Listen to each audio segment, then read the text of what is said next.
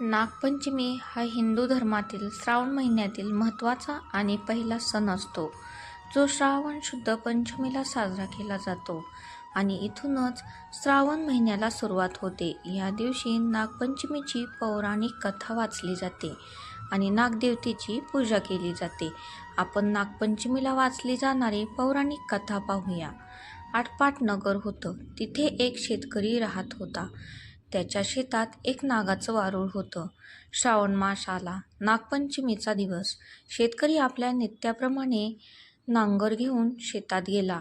नांगरता नांगरता काय झालं, वारुळाची नागांची नाककुळं होती, त्यांना नांगराचा फाळ लागला व ती लवकरच मेली. काही वेळाने नागिन तिथं आली.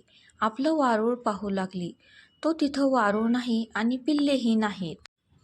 इकडे तिकडे पाहू लागली तर तिला रक्ताने भिजलेला नांगराचा फाळ दिसला. तसं तिच्या मनात आलं, ह्या शेतकऱ्याच्या नांगरानं माझी पिल्लं मेली, ह्या शेतकऱ्याचा निर्वंश करावा, असे तिच्या मनात आलं. तशीच ती फणफणतच शेतकऱ्याच्या घरी गेली. मुलाबाळांना, लेकीसुनांना आणि शेतकऱ्याला दंश केला.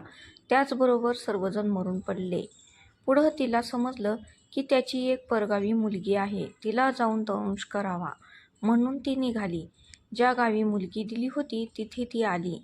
तिच्या घरी येऊन पाहिले तर काय, त्या बाईने पाटावर नागिन व त्यांची 9 नागकुळं काढली आहेत.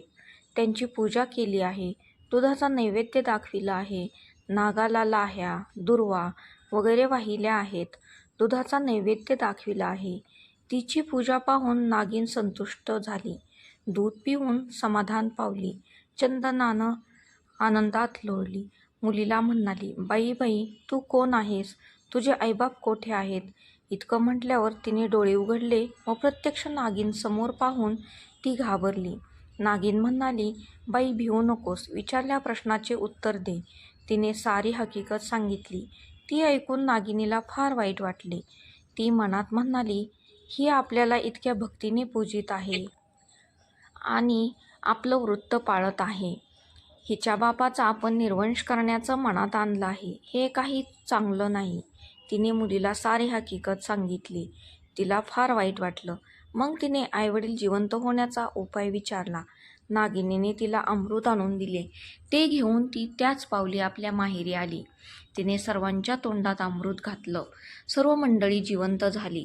तिचे आईवडील जिवंत झाले. सगळ्यांना आनंद झाला.